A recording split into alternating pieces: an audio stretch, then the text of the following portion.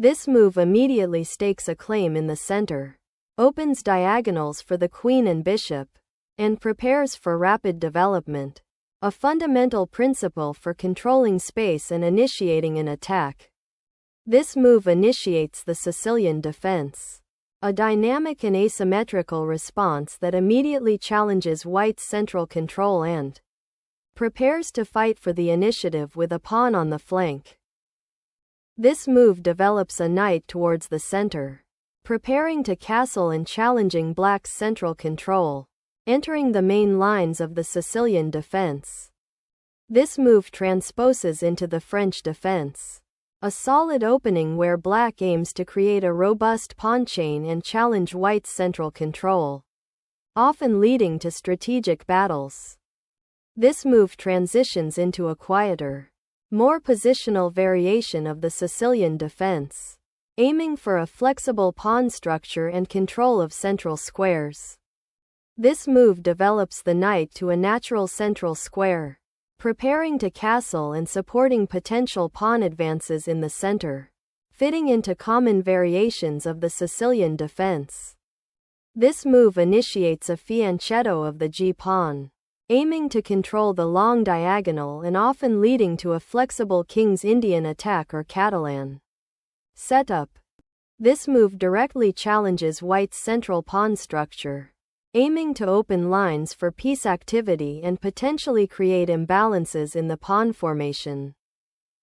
This move prepares to develop the king's bishop and support a potential central pawn push while also connecting the rooks. This move prepares to develop the kingside knight to a more active square, potentially e6 or g6, while also supporting the central pawn push, d4. This move develops the bishop to a natural diagonal, reinforcing the pawn on e4 and preparing to castle kingside while maintaining flexibility in the pawn structure. This move, g6, signals Black's intention to fianchetto the king's bishop, creating a solid defensive structure and preparing for a kingside attack reminiscent of the king's Indian defense. This aggressive pawn thrust challenges Black's kingside structure and opens lines for White's pieces, aiming to create attacking chances. This move prepares to defend the g6 pawn and create a more solid pawn structure, preventing White's immediate pawn storm on the kingside. This pawn push aggressively claims central space and aims to restrict Black's knight on f6, potentially creating weaknesses in Black's pawn structure while preparing to support further advances. Developing the bishop to g7 fulfills the Sicilian dragon-like fianchetto structure, reinforcing the central dark squares and preparing to castle kingside. This move solidifies the central pawn structure and prepares to develop the queenside pieces with c3-c4. Aiming to gain space and potentially challenge Black's central control. This move prepares to challenge White's central pawn push and potentially develop the queenside pieces. This move activates the light-squared bishop to a powerful diagonal, aiming to control key central squares and potentially support a queenside pawn advance. This move begins to develop the queenside, preparing to fianchetto the bishop or challenge White's central pawn push. This pawn push aims to restrict Black's queenside development by preventing nb4 and potentially opening lines for White's pieces. This pawn advance dramatically opens the kingside, creating an aggressive pawn storm intended to disrupt White's queenside expansion and potentially generate attacking chances against White's king if the center holds. This capture opens the h-file, creating immediate attacking potential against Black's kingside and forcing Black to address the pawn deficit and potential weaknesses. This pawn capture on g5 strategically opens the h-file for White's rook, creating immediate attacking potential against Black's weakened kingside. This move aims to eliminate Black's bishop on g7 and exploit the resulting weak dark squares in Black's kingside. potentially opening lines for white's own pieces.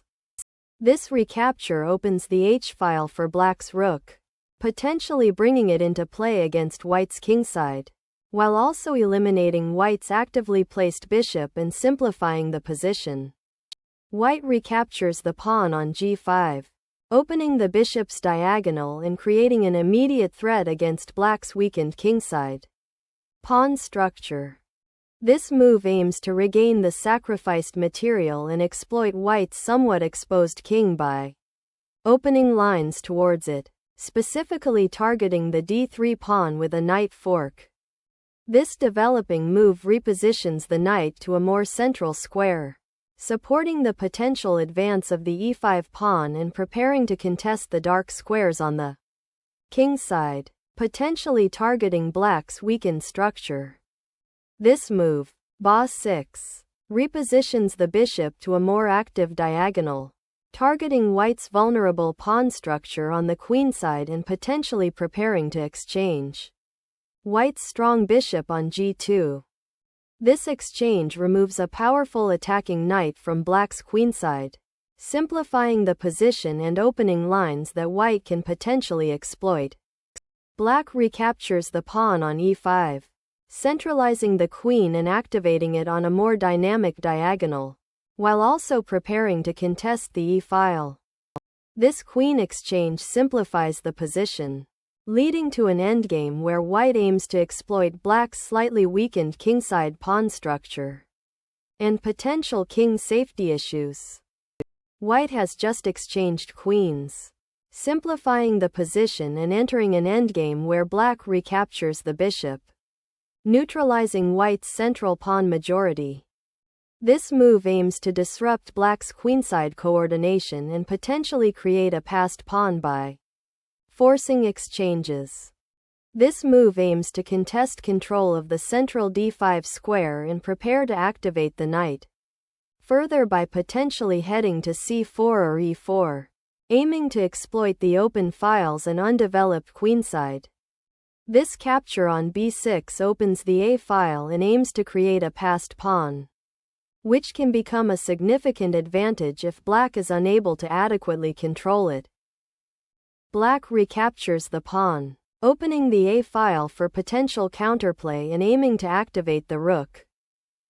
This knight's advance to c4 is a powerful assertion of central control and pressure, aiming to exploit the open a file and pressure white's queenside pawns. The move strategically repositions the bishop to a more active diagonal, aiming to challenge white's control of the c-file and potentially pressure the weakened queenside pawns. This move, bf6, boldly occupies the central fifth rank, attacking black's weak bishop on c7 and simultaneously preparing to exploit the open h-file for future king side pressure. This move activates the rook to the 7th rank, contesting white's control of the open a file and preparing to challenge white's bishop on f6. Castling queenside creates a protected passed pawn on a5 and centralizes the king, preparing to connect the rooks and exploit the open c-file. This move activates the king, bringing it to a more central and active position to participate in the endgame. This knight repositioning aims to control the vital d5 square and prepare for potential pawn advances on the kingside or to support the rook on f6. This move repositions the bishop to a more active diagonal, aiming to exert pressure on white's kingside and potentially support a pawn advance on the queenside. This move simplifies the material, removing a bishop from black's active diagonal and opening up lines for white's rook to potentially infiltrate the 7th rank. This move recaptures the knight, centralizing the piece and preparing to contest the d-file and potentially exploit the weakened king's side pawn structure. This move repositions the king to a more active central square, preparing for the endgame where king activity is crucial for supporting pawns and attacking enemy weaknesses. The king is brought into the center of the board to participate in the endgame. aiming to control key central squares and support potential pawn advances. This pawn thrust seeks to immediately challenge black's central control and potentially open lines for white's pieces. A typical fighting move in this position. The knight repositions to a more active square, aiming to contest the central squares and prepare for potential pawn advances or tactical skirmishes. This move repositions the rook to an active file, aiming to contest the open H file and potentially exert pressure on the opponent's king or weakened pawn structure. The move b-flat-5 is a strategic repositioning of the bishop to a more active diagonal, aiming to control key squares and potentially harass white's queenside pawns or restrict white's king's safety. This move skillfully centralizes the rook onto the 6th rank, threatening to penetrate white's position and exploit the potential weakness of black's isolated pawns. This knight move repositions to a more active square, aiming to control the central squares and potentially support a pawn push or a more aggressive maneuver on the kingside. The rook repositions to the 8th rank, establishing a strong presence on the open file and threatening to infiltrate black's position, potentially creating weaknesses on the kingside or pressuring weak pawns. The rook's repositioning to the 1st rank aims to create counterplay along the open file and potentially support a pawn advance, aiming to disrupt white's kingside safety and coordinate with black's remaining pieces. This move, RB8, aims to exploit the open B file and create threats against black's queenside pawns and potentially the king if it remains exposed. The king now moves to a more active central square, preparing to support the pawn advance and potentially contest the open files as the endgame materializes. This rook move initiates an aggressive counterplay by aiming to penetrate the black position on the 8th rank, potentially leading to a decisive attack or winning material by targeting weaknesses. This pawn push attempts to open the f-file and challenge white's king's side control, but it weakens the kingside pawn structure and may overextend black's position. This move activates the rook to the 7th rank, threatening to infiltrate black's position and potentially create passed pawns or attack the king. The king continues its journey to centralize, aiming to participate in the endgame action and support the potential pawn advances of the queenside. The move bf3 repositions the bishop to a more active diagonal, aiming to challenge black's centralized knight and prepare for potential pawn pushes on the kingside or central advancement. This move, ba4+, forces white to move their king, disrupting their defensive coordination and creating an opportunity for black to improve the placement of their bishop or gain tempo. The king's move to d2 is a prudent step to centralize and secure the monarch, preparing for potential complications while avoiding checks and connecting the rooks. This move develops the queenside pawn structure, preparing to activate the queenside pawns and contest the open B file while also supporting the kingside advance. This move initiates a pawn storm on the kingside, aiming to create weaknesses and open lines for your rook and queen in the endgame. This move initiates a critical pawn break to open the position and create counterplay, forcing white to confront the advanced pawn and potentially expose their king. This capture opens the c-file, aiming to create a passed pawn on d4 while challenging black's central control and opening lines for white's rook. This capture opens the c-file, creating immediate pressure and centralizing your queen as you aim to exploit white's king safety and potential weaknesses. This move repositions the knight to a more active square, aiming to challenge black's central pawn majority and prepare for potential pawn breaks on the kingside. This move exchanges a key attacking piece for a central pawn, simplifying the position and potentially activating the black rook on the now open c-file while giving white a passed pawn. This king move allows for central pawn activity and prepares to support the advanced passed pawn on d4, creating dynamic counterplay. This move activates the rook to the 7th rank, directly challenging white's king and creating threats against the pinned d4 pawn. This move aims to reposition the bishop to a more active square where it can exert pressure on the pawn chain and potentially support a kingside advance. This pawn capture activates the f-pawn, creating a passed pawn and potentially opening lines for black's king, but it also allows white's rook to become active on the 8th rank.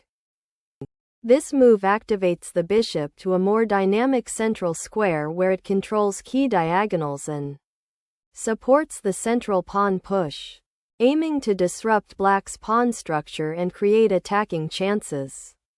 The knight's return to f5 aims to challenge white's control of the d4 square and potentially exploit the weak pawns on the kingside, while also preparing to re-enter the game on more active squares.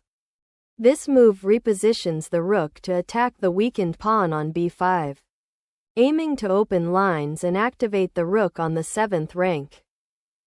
This recapture on f4 is a critical defensive move, aiming to hold onto the advanced f-pawn, which is crucial for preventing white's king from escaping to the queenside, while simultaneously preparing to contest the now open d-file for counterplay. This move aims to exploit white's material advantage and activity by capturing a pawn, simplifying the position, and potentially creating a protected passed pawn on the kingside. This pawn push aims to create further complications and disrupt white's coordination, but it opens the g-file to white's king and allows for immediate counterplay with the rook. White repositions the rook to the 7th rank, threatening to exploit the weakened pawns and potentially create a passed pawn with further advances or captures. This pawn push forces the knight to move, aiming to solidify the rook's pressure on the g-file and potentially create a passed pawn.